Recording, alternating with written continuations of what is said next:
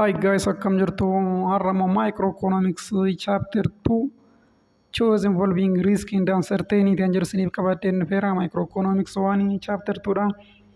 Egaa chapter 1 viidiyoowwan garaagaraa saditti qoodee hojjedhee chaanaalii kanarra isiniif kaa'eera. Warri ilaalle yoo jiraattan ilaaluu dandeessu. Chapter 1 viidiyoon hojjetamee chaanaalii kanarra waan jiruuf inni kun immoo chapter 2 choose involving risk and uncertainty kan jedhudha. Mee wajjiniin eegallu garuu jalqabuu keenyaan dura warri sabskiraayib hin goone sabskiraayib godha. Mallattoo bilbilaa fuuldura jirtu tuquudhaanis yerootti viidiyoo barnoota akka kanaa isiniif gadhiisnutti akka nootifikeeshiniin isin qaqqabu godha. Laayik godha, akkasumallee hiriyoota keessaniif sheer godha.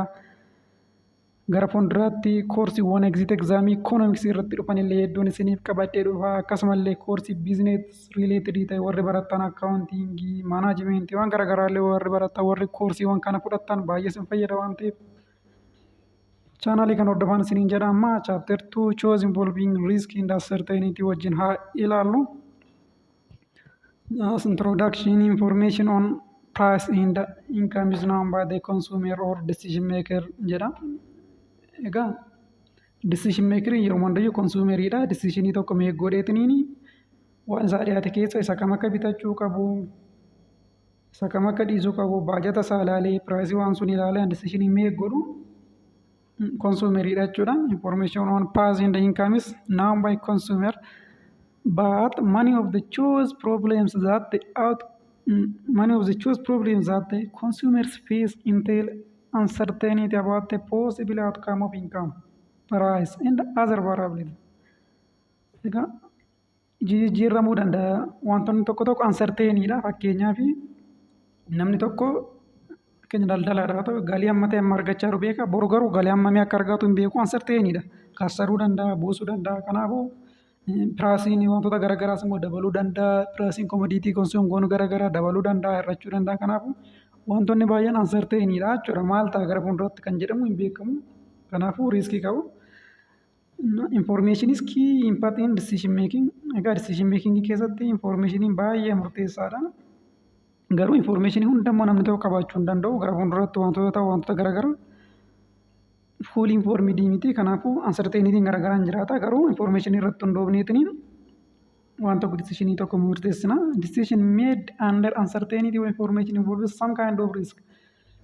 Hanqina informationii bakka nuti odeeffannoo gahaa ta'uu hin qabaatiin decisioniin nuti yookiin immoo murtoon nuti odeeffannoo gahaa ta'uu hin qabaatiin murteessinu riiskii garaagaraa qabaa jechuudha. Yookiin nu fayyaduu danda'a yookiin miidhuu danda'a. Kanaafuu jalqaba uncertaintytiin maal akka ta'e ilaallu.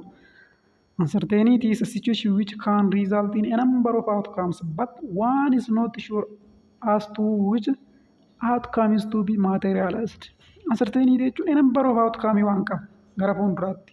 Garuu outcome isa kamtu hojiirra ooluu akka jiru, isa kamtu happiin ta'uu fakkaatu hin beeknu jechuudha. Fakkeenyaaf qotee bulaan tokko har'a bara kana xaafii facaase yeroo ta'e outcomein garaagaraa xaafii sun irratti dhufu maalla yookiin bu'aa guddaa argachuu danda'a, yookiin immoo roobni itti roobe yookiin immoo roobni roobuu didee waan sun jalaa gogee baduu danda'a, yookiin waagiidhaan balaa garaagaraatiin midhaan sun baduu danda'a yookiin bu'aa buufachuu danda'a hin beekamu. Kanaafuu uncertainty jechuun number of outcome jira. Outcome garaagaraa jira. Yookiin bu'aa buufataa, yookiin hin kassaraa, yookiin hin xaafii, yookiin hin ta'uufi garuu isa kamtu akka hojiirra oolu har'a irra taa'ee isa boru ta'uu sun beekuu hin danda'u. Har'a facaaseetu magaalaa waggaa dhufutti dhaqee haammatee qotee isa xumure suni haammatee maal jedhee gurgurachuu isaa irratti yookiin meebii erga midhaan isaa milkaa'ee gashatee booda yookiin gabaan xaafii jalaa gadi bu'aa ta'uu danda'a yookiin ol ka'a hin beekamu waan ta'eef number of outcome jiru keessa isa kamtu akka hojiirra oolu har'a irra teenyee beekuu kan nuti hin dandeenye uncertainty jedhama. An individual's perceived inability to predict something accurately. Tokkoon nama waan gara fuulduraatti ta'u sun accurately kana ta'a jennee murteessuu hin dandeenyu. Fakkeenyaaf gabaan xaafii bara dhufu kana ta'a inni jala murree murteessinee har'a murteessineetiniin midhaan facaasuu hin dandeenyu. Yookiin hin ta'a yookiin gabbaa yookiin ol ka'a. Kanaafuu wanti kun uncertaintyidha. Risk jechuun immoo consequence that one has to face as a result of the variability of outcome. Kanaaf outcome dhufu variability yookiin hin ta'a yookiin nagaadeen tokko bara dhuftu yookiin hin kassaraa yookiin hin buusaa hin beekamu garuu sababa variability of outcome kanaatiin bu'aan argamu yookiin immoo consequence'n argamu yookiin result'n dhufe suni risk jedhama. Riskiin immoo positive ta'uu danda'a, negative ta'uu danda'a. Risk is an uncertain event or condition that if it occurs has a positive or negative effect on the objective. Objective qabnu sun irratti yookiin positive effect fiduu danda'a yookiin negative effect fiduu danda'a riskiin. Kanaafuu sababa uncertaintytiin bu'aan argamu riskiidha jechuudha. Riskiin immoo positive ta'eera kan jedhamu fakkeenyaaf bu'aan gabaan xaafii bara dhufu akkam akka ta'e otoo hin beekin qotee bulaan barana facaasee xaafii gashate tokko yoo gabaan xaafii ol ka'eefi riskiin isaa sun positive isaa ta'e jechuudha. Isa fayyada jechuudha. Yoo gabaan xaafii gadi bu'ee namicha kasarse immoo riskiin isaa negative jalaa ta'e jechuudha. Kanaafuu bu'aan argame sun risk jedhama. Probability haa ilaallu. To analyze the choice behavior under uncertainty, we need to quantify or measure risk. To analyze the choice behavior under uncertainty. Uncertainty jalatti wanta gara fuulduraa ta'u otoo hin beekin hanqina beekumsaatiin hanqina informationii qabna waan ta'eef hanqina informationii wanti nuti murteessinu suni analyze gochuudhaaf riskii jiru suni quantify gochuu yookiin measure gochuu qabna. Riskii sun bifa lakkoofsaatiin ibsuu danda'uu qabna riskii argame sun. Yoo bu'aan bu'eera ta'e bu'aan argamu sun amma kana lakkoofsa amma kanaatiin yoo kasaaraas ta'e riskii argame suniin consequences suniin or outcome'n argame sun result'n argame sun kasaaraa yoo ta'e lakkoofsaan ibsu result'n argame sun riskiin sun positive yoo ta'e lakkoofsaan ibsuu danda'uudha qabna. Kanaafuu to quantify risk we need to know all the possible outcomes of an uncertain situation and the likelihood of occurrence of each of these events. Riskii tokko quantify gochuu fi all possible outcome beekuu qabna. All possible outcome jechuun maal fakkeenyaaf daa'ii tokko odoo darbanne saantima tokko odoo asii ol darbanne karaa kamiyyaan lafarra bu'u yookiin heedii yookiin teeliidha inni ta'u. Waan lama jira jechuudha. Oopshinii lamaan isaayyuu beekna yookiin heedii ta'a yookiin teelii ta'a. Kanaafuu riskii tokko quantify gochuudhaaf possible outcome isaa beekuu qabna. Fakkeenyaaf amma naggaadeen tokko nagara jalqabes yoo ta'e bu'aan isaa maal yookiin kasara yookiin bu'aa buufata. Outcome'n jiru kasaruu fi bu'aa buufachuu akkas possible outcome sun beekuu qabnaadha jalqaba. Riskii tokko quantify gochuu fi kan biraa immoo the likelihood of occurrence of each of these events. Probability of occurrence isaanii.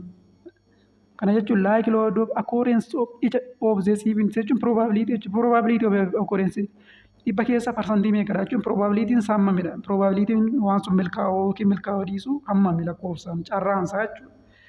The probability of these possible outcomes have two important properties. Probability property lama qaba. Inni jalqaba probability of any particular outcome is between 0 and 1. Probability 0 amma tokko inni ta'u the sum of the probabilities of all possible outcome. Probability of all possible outcome yoo walitti dhaane garuu tokkodha kan inni ta'u. Fakkeenyaaf saantima tokko ol darbanne carraan teelii ta'uusaa tokko lammaffaa carraan heedii ta'uusaa tokko lammaffaa. Kanaafuu 50% dha jechuudha probabilitiin isaa. Kanaafuu samiin isaa immoo yoo walitti dhaane tokko lammaffaa tokko ta'a. Probability of all outcome yoo isaan goonee jechuudha. Itti aansee expected value ilaallu. Expected value is outcome expected on average. Egaa waan tokko yeroo ta'u outcome garaagaraa qabaachuu danda'a jenneerra. Outcome expected ta'u sun on average hammamidha. Yookiin immoo it is the weighted average of all possible outcomes of an event. All possible outcomes sun average isaa yoo baasne expected value arganna jechuudha. Fakkeenyaaf take an event that can result in two possible outcomes. Eventii wayii outcome lama qaba. Outcome jechuun result ta'uu danda'u wayii lamadha. Yookiin outcome 1 yookiin outcome 2. Kana lamaan keessaa tokko ta'a jechuudha. X1 jechuun outcome 1 dha. X2 outcome 2 yoo ta'e E of X jechuun expected outcome yoo ta'e or expected value jechuudha. Let pi 1 is probability of outcome 1 and pi 2 is the probability of outcome 2 yoo ta'e expected value maalla probability of outcome 1 times outcome 1. Probability of outcome 2 times outcome 2 ta'a jechuudha. Pi 1 x1 plus pi 2 x2 kun expected value dha. Kana beekuu qabdu qabadda. Expected value is probability of outcome 1 times outcome 1 plus probability of outcome 2 times outcome 2. Kana expected value jechuun in average outcomeotni garaagaraa dhufan sun in average hammamidha inni ta'uu danda'u. Average outcomeota garaagaraa jechuudha. Kanaaf variability jechuun immoo extent to which the individual outcomes are likely to vary from their expected value. Expected value jechuun on average outcome inni dhufuu danda'u kanadha jennee erga murteessinee beekna. Average sunirra hammi inni fluctuate ta'uu danda'u. Garaagarummaan inni average irraa uumachuu danda'u tokkoon riizaaltii dhufuu kana jechuun individual outcomes are likely to vary hammam vary ta'uu danda'a. Expected value irra hammanni garaagarummaa uumamuu danda'u. Hammanni vary ta'uu danda'u variability jedhama. Variability isa guddaadha taana riiskii guddaa qaba jechuudha. Expected value irra baay'ee garaagarummaa guddaa fida jechuudha. Variability isa guddaadha taana. We use the variance or standard deviation to see the variation of individual outcomes from their expected value. Variation of individual outcome kana expected value irraa outcome inni dhufan expected value irraa hammam difference uumuu danda'u, hammam irraa fagaachuu danda'u, hammam vaarii ta'uu danda'u kan jedhu kana baruuf konseptii variance fi standard deviation fayyadamna jechuudha. Variance jechuun summation of I equal to 1 up to n probability of outcome I times outcome I minus mean or expected value of that outcome square. Summation waan kanaati jechuudha. Karaa biraa yoo summation isa jennee kana yoo bittinsine variance jechuun egaa kun mallattoo varianceeti. Probability of outcome 1 times outcome 1 minus expected value of that outcome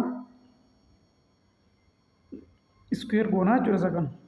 x1 minus expected value kana square goona plus probability of outcome 2 times outcome 2 minus expected value square lamni alatti barraa'e kun square dha baasuu lama jechuu miti plus probability of outcome n yoo amma ibintii kun itti fufu jechuudha ammuma outcome baay'ee jira yoo ta'e amma outcome kun itti fufu asii achi dheerachuu danda'a walumaa galatti probability of that outcome times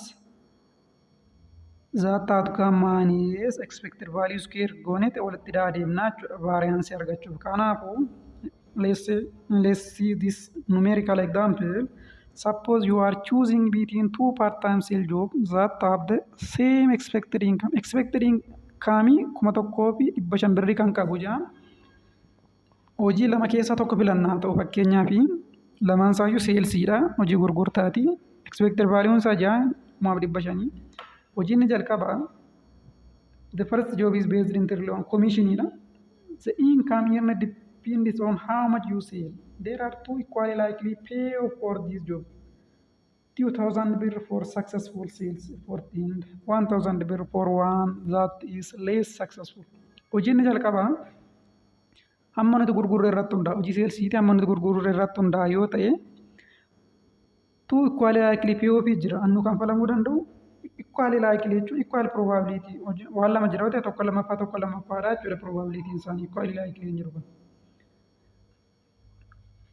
Yoo gurgurtaa sun waan seelsi sun gurguruu seeraan successfully gurguruu dandeenya yeroo ta'e 6,200 nu kanfalamu. Yoo gurguruu hin dandeenye ta'e immoo 6,100 nu kanfalamu. Hojiin jalqaba akkanadha. Yoo seeraan gurgurre 6,200 yoo seeraan gurguruu baanne 6,100 jechuudha. Probability isaanii equally likely dha. Duwwaa tuqaa 5 jechuudha. Hankuma lamaa fi hankuma tokko. Hojiin lammaffaa immoo salary. Second job is salary. Kanfaltuma ji'a ta'eeti it is very likely 0.99 probability that you will earn 1,500 but there is 0.01 probability that the company will go out of business in which case you would earn 500 in separation pay. Hojiin lammaffaan kun immoo akkamii? Mindaa ji'aatiin kun immoo kanatti argattu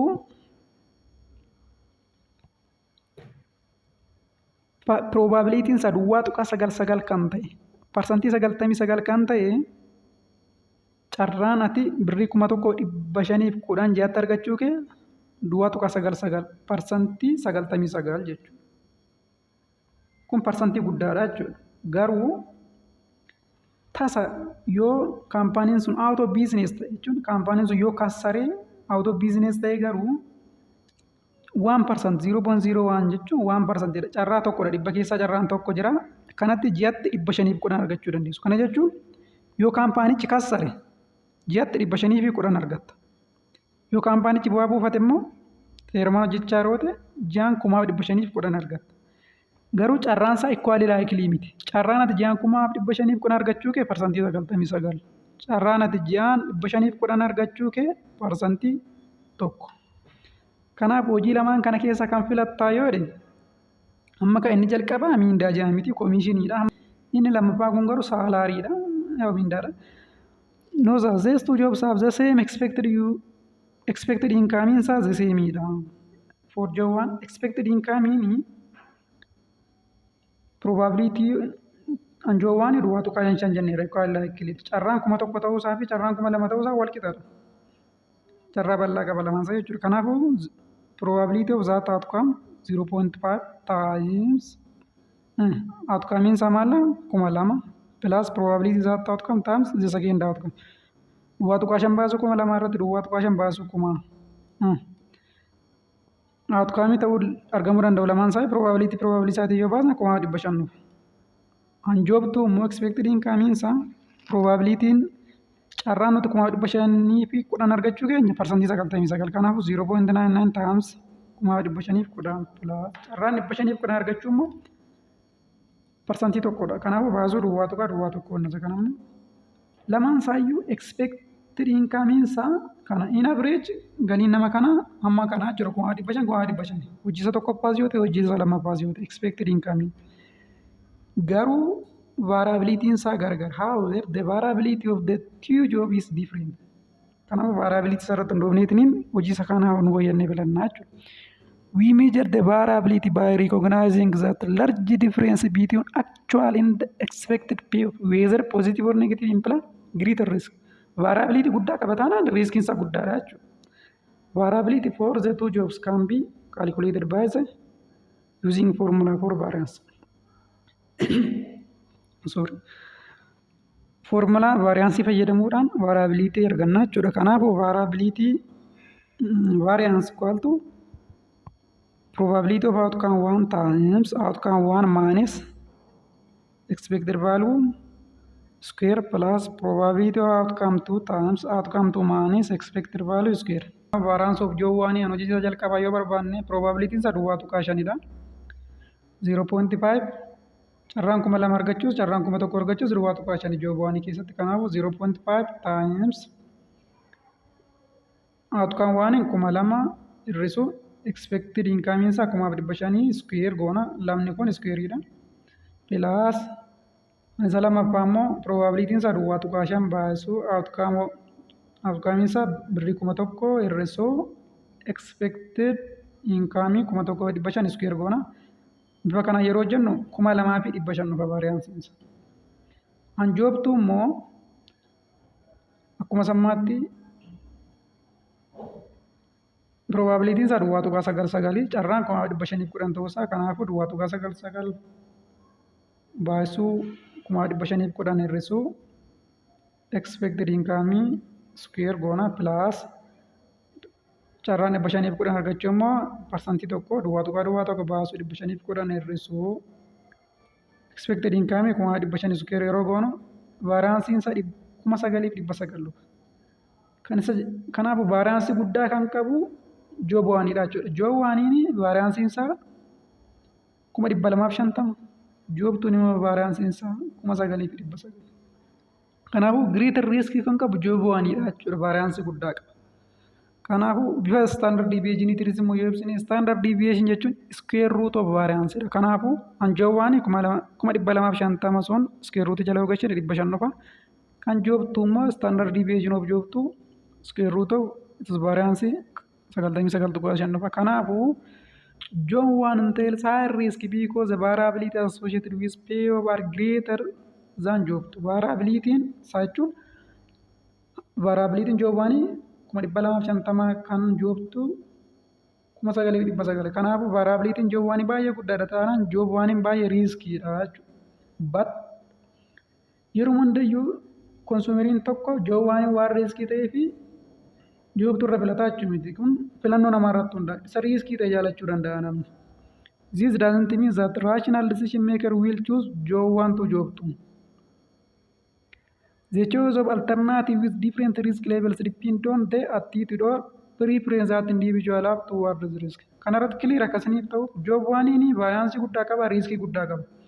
Kanaafuu akka filannoo abbaa isaati. Namni riiskii fudhachuu barbaade job 1 filataa, namni riiskii hin barbaanne immoo job 2 filachuu danda'a jechuudha. Lees riiskiidha job 2.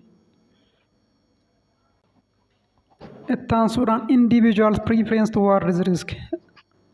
Namoonni riiskii fudhachuu irratti amala akkamii qabu kan jedhu gosoota preference namoota towards risk ilaala. Inni jalqaba risk aversion. Risk aversion is tendency to prefer given amount of income with certainty that taking a gamble with high possible return and possible loss.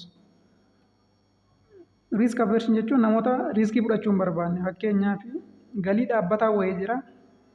Galii dhaabbataa sunii fi galii filaachuu ta'u keessa galii isa dhaabbataa ta'e nama filataa jechuudha. Namni tokko riisk aversion yoo ta'e nama riiskii hin barbaanne jechuudha. Fakkeenyaaf for risk averse person utility from given amount of income is greater than expected utility from different level of income with similar expected value. Namni tokko risk averse dha taanaan utility in given amount of income isa constant ta'e wayii income dhaabbataa fluctuate hin taane wayii irraa utility namni sun argatu income isa jijjiiramu takka ol ka'ee takka gadi bu'u irraa kan inni argatuu fi income dhaabbataa irraa kan inni argatu yoo waliin madaalle utility guddaa kan inni argatu risk averse personiin income dhaabbataa ta'e irraa fluctuate hin taane irraati. Fakkeenyaaf namni tokko birrii salphaa yoo ta'e birruma xinnoo yoo ta'e galii dhaabbataa ji'aan argannaan nagaan jedhu jira. Tokko immoo galii akkasii hin barbaanne hojjete yoo argates yoo milkaa'e bu'aa guddaa buufachuu yoo kassares kassaruu kan barbaadu jira. Namni akkasii immoo riiskii jaalataa jechuudha. Kanaafuu riisk aversiiniin garuu nama galii dhaabbataa wayii barbaadu. Nama baay'ee riiskii hin fudhanne waa galii ol ka'aa gadi bu'aa ta'e galii fluctuate ta'u kan hin barbaanne jechuudha riisk aversiiniin. Fakkeenyaaf example take a person whose utility depend on the level of income as follows. Suppose the person currently has 20,000.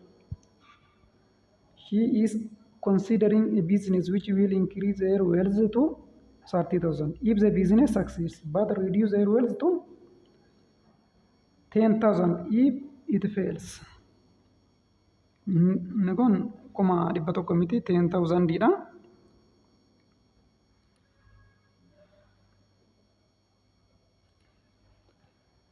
Each success and failure have equal probability of 0.5. Namni tokko amma kuma 20 qabaa ta'u garuu biizineesii wayii yaaluu danda'a. Biizineesiin tokko yaale biizineesiin sun yoo isaa milkaa'e kuma 10 buufata. Kana jechuun gara kuma 30 isaa guddataa jechuudha. Birriin kuma 20 sun kuma 30 isaa ta'a. Yoo biizineesiin sun jalaa kufee garuu kisaaraan itti dhufe garuu birriin inni qabu kuma 10 itti gadi jalaa gala. Yoo investi godhee carraa lama qabaa jechuudha. Probabilitiin isaa duwwaa tuqaa 5 equal probability dha. Kuma 20 sun investi godhee kuma 30 ol guddifachuu danda'a. Yoo kassare immoo tasa kuma 10 itti jalaa galuu danda'a. Kanaafuu utilitiin namni kun tokkoon isaa irraa argatu kun giivenidha. Waan kaalkuleeshinii dhufu miti. Utilitii kuma 20 jalqaba qabu sun irraati utilitiin namni kun argatu 16 jechuudha utilitiin isaa yoo ta'e yoo jalaa gara kuma 10tti yoo kassare garuu kuma 10tti yoo gadi galee utilitiin isaa 10 ta'a. Yoo kuma 30tti ol saaka yoo bu'aa buufate immoo utilitiin isaa 18 ta'a yoo ta'e expected utility isaa akkam ta'a? Expected utility jechuun tokkoon probability wantoota kana probabilitiin fakkeenya carraan kuma 30tti carraan ol guddifachuu isaas duwwaa tuqaa 5 walakkaadha. Carraan kassaree kuma 10tti gad deebi'uu isaas duwwaa tuqaa 5. Kanaafuu expected utility isaa duwwaa tuqaa 5 baasuu utilitiin kuma 30 irraa argatu plus duwwaa tuqaa 5 baasuun utilitiin kuma 10 irraa argatu. 0.5 times utilitiin kuma 30 irraa argatu givenidha 18 plus probability isaa duwwaa tuqaa 5 baasuu utilitiin kuma 10 irraa argatu immoo 10. Yeroo jennu expected utilitiin isaa meeqa dhufa? 14 dhufa. So namni kun yoo invest godhee expected utilitiin isaa 14 yoo ta'e yeroo invest hin godhin immoo jalqabuma kuma 20 irraati utilitiin inni qabu immoo kunooti givenidha 16dha. Kanaafuu utilitiin inni 20,000 irraa qabu greater than expected utility. Because expected utilitiin yoo invest godhe utilitiin isaa 14. Kanaafuu birriin jalqaba qabu irratti utilitiin argatu yoo invest godhe utilitiin argatu irra caaleera waan ta'eef namni kun risk aversiidha jechuudha. Riskiin barbaadu invest gochuun barbaadu. Kanaafuu for utilitiin inni 20,000 irraa argatu 16 yoo invest godhe garuu expected utilitiin isaa 14. Kanaafuu jalqabuma 20,000 irraa utilitiin argatutuun caala yoo invest godhe irra waan ta'eef namni kun risk aversiidha. Giraafii risk aversii yoo kaasne kana fakkaata.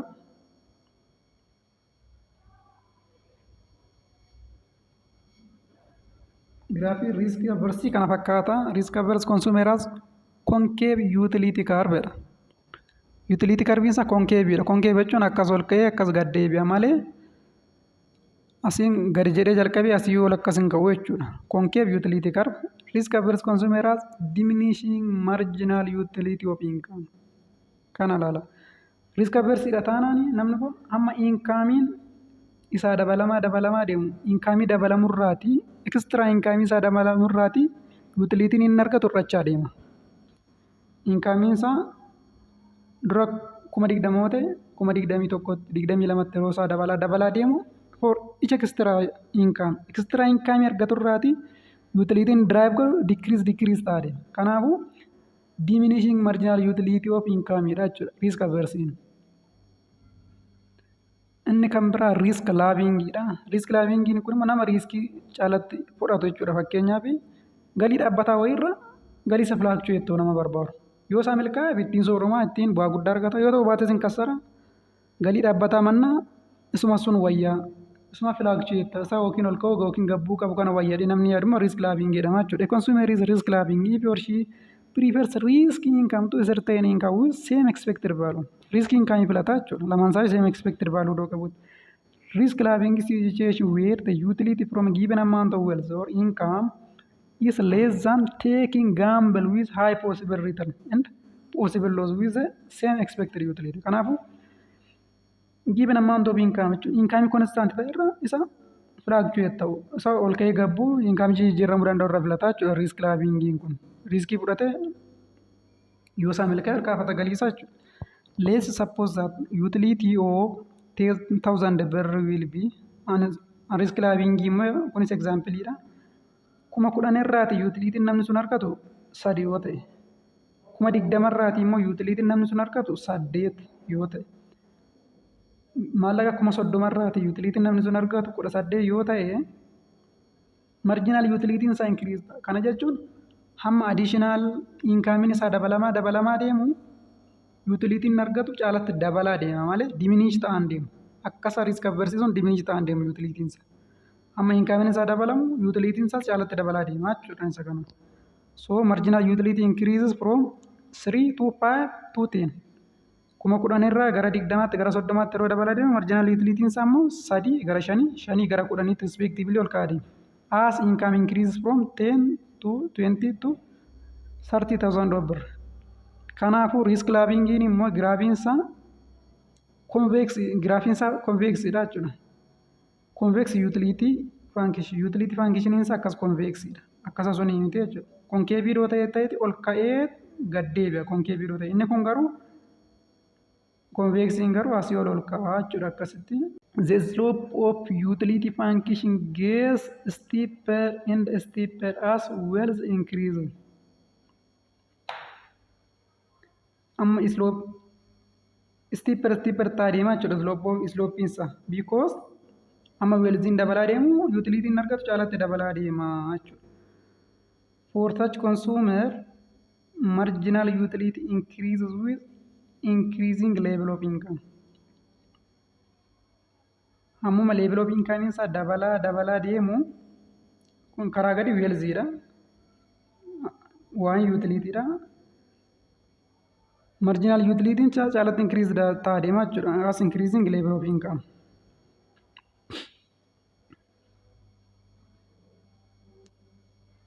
Inni taanu risk neutral.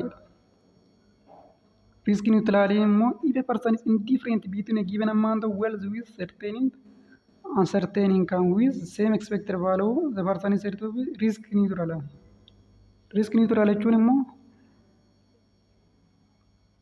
namni sun indifferent yoo ta'e galii dhaabbataa tokko irraa utilitii hin argatuu fi galii fluctuate ta'u irraa utilitii hin argatu waluma qixa yoo ta'e risk neutralidha. For instance, given utility from income. Income kuma 10 irraati utilitiin isaa 6. Income isaa yoo kuma 20 ta'e utility 12. Income kuma 30 ta'e utility 18.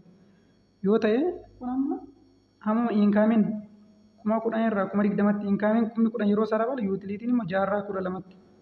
Proportionii suni utility ni dabala. Kanaafuu yoo akkas ta'e risk neutral jedhama.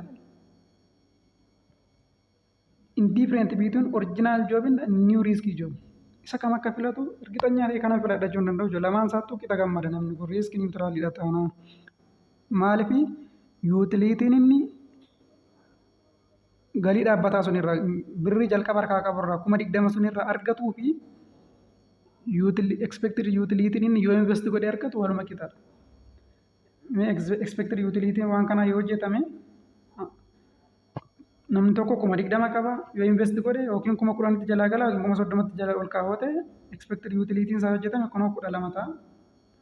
Jalqabumas immoo kuma 20 irraati utilitiin inni argatu kun asitti giivenidha. Utilitiin inni kuma 20 irraa argatu 12 jedhamee kennameera. Expected utility fi utilitiin inni jalqabumayyuu argatu waluma qixadha. Original joobii fi original joobii irraa utilitiin inni argatuu fi yoo invest godhee bifa kanaan hojjete utilitiin inni argatu wal qixadha taanaan asittis 12 achittis 12 risk neutralidha jechuudha. Risk neutraliin immoo straight utility curve isaa straight dha kunooti. X-axis irra weelzi, Y-axis utility dha. Utility curve isaa straight dha. It has constant marginal utility of wells. Marginal utility of wells isaa constant dha. Proportionii wal fakkaatuun dabala. Amma welziin tokko isaa dabalamaa deemu utilitiin inni irraa argatus proportionii suniin dabalaa deema malee. Yookiin diminish ta'as hin jiru caalatti more increase ta'as hin jiru jechuudha.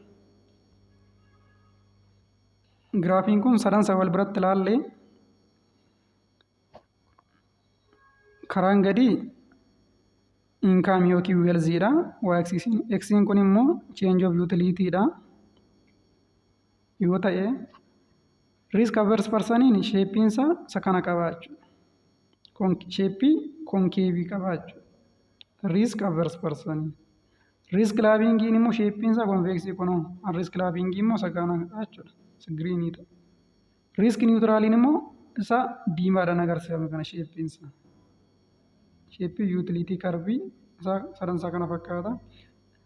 Inni itti aanu minimizing risk. Riskii akkamitti minimize gochuu dandeenya? Karaawwan garaagaraa afurii riskii minimize ta'uu danda'a. Inni jalqabaa diversification. Diversification jechuun given the consumer is a risk aware, he or she minimize the risk of uncertainty by diversifying his holding or assetii qaban sun diversify gochuu. Fakkeenyaaf namni tokko birrii qabu sun waanuma tokko irratti apply gochuu irraa birrii qabuun garii isaatiin lafa bitee garii isaatiin konkolaataa bitee garii isaatiin waan garaagaraa irra kaa'aa yoo ta'e birrii isaa yoo inni tokko kasarellee isa tokko yoo kasarellee isa tokkoon immoo bu'aa buufataa jechuudha. Diversify godha galii isaa waan garaagaraa irra kaa'a. Yoo akkas ta'e diversification jedhama. Inni kan itti aanu purchase of insurance. Insuraansii bitachuu. Insuraansii yaa'u makiinaa tokko qabda yoo ta'e makiinaa sun insuraansii bitattee ta'uu ta'e makiinaan sun yoo si jalaa caccabee yoo si jalaa miidhame meentaayiinaansi isaatii fi amma ta'e si gargaaru jechuudha jarratti insuraansii biraa qabdu sun. Inni sadaffaan obtaining more information. Informationii baay'ee argachuun baay'ee murteessaadha. Riiskii ofirraa hir'isuu fi beekumsaan informed ta'anii odeeffannoo gahaa qabaanneetiin riiskii fudhannoo ta'e amma tokko carraan milkaa'uu keenyan bal'atachuudha. Inni itti risk spreading. Risk spreading kun immoo bakka inshuraansiin normaal ta'e hin jirretti namoonni garaagaraa walitti dhufaniitiin sheer walii godhu loosii isaanii. Fakkeenyaaf nama 10 ta'anii garee uummataniitiin yoo makiinaan abbaa tokko miidhame hundi isaanii kontribuut godhanii makiinaa nama sunii yaalchisuuf jechuudha. Akkasitti riiskii spread godhatu. Inni kun immoo kanadha. Gosoota arfan kanaanii diversification, purchase of insurance, obtaining more information fi risk spreading kanaan riiskii ofirraa hir'isuu dandeenya jechuudha. Kan itti aanu gaaffii model exit examii irratti baheeru tokko wajjin ilaallaa chaapterii kana keessa. Develop each possible outcome times the probability of that outcome is blank. A variance, B expected value, C expected utility, D risk premium. Maal hiikti wajjira kana? Value of each possible outcome times probability of that outcome. Namni confused ta'u baafichaa keessaatti filachuun namatti ulfaatu expected value fi expected utility keessa mi'a ilaalli isaanii. Expected value jechuun probability weighted average of the payoff of associated with all possible outcome. Expected value kana variability jechuun immoo extent to which possible outcome of an uncertain event differ. Hammam baariidha expected value irraa hammam fagaachuu danda'a variability. Expected utility immoo sum of the utilities associated with all possible outcomes weighted by the probability that each outcome will occur. Risk premium jechuun immoo maximum amount of money that the risk averse person will pay to avoid taking risk. Gosoota riskii keessaa sun inni kun tokkodha yuuti. Anatti hin daballe malee risk loving, risk aversion fi risk neutrality ta'an inni tokko risk premiumidha. Inni kun immoo maximum amount of money that risk averse person will pay to avoid taking risk. Namni tokko riskii fudhachuu dhiisuudhaaf maallaqa inni baasu risk premium jedhama. Maximum amount of money that risk averse person will pay to avoid taking risk. Kanaaf amma variance akka hin taane barreera baafichaa keessaa kan ta'a. Expected value jechuun fakkeenya probability of outcome 1 times outcome 1 plus probability of outcome 2 times outcome 2 jenneetu jenneerra dura. Kanaafuu expected value adeemsisaa jechuudha. Expected utility jechuun garuu summation of utilities associated with all possible outcomes weighted by probability that each outcome will occur. Expected utility yoo ta'e outcome tokko irratti utility namni sun qabu baasu utility of that outcome times probability of that outcome plus lammaffaan yoo jiraate utility of outcome 2 times probability of outcome 2. Ani inni ittiin baay'atu utility dhaan expected utility yoo ta'e. Expected value garuu probability of that outcome times outcome mataa isaatii malee amma utility tiin miti. Kanaaf expected value dha jechuudha deebiinsa. Answeriin keenya biidha. Thank you. Subscribe gochuun dagatiinaa waan waliin turtaniif galatooma nagaan tura.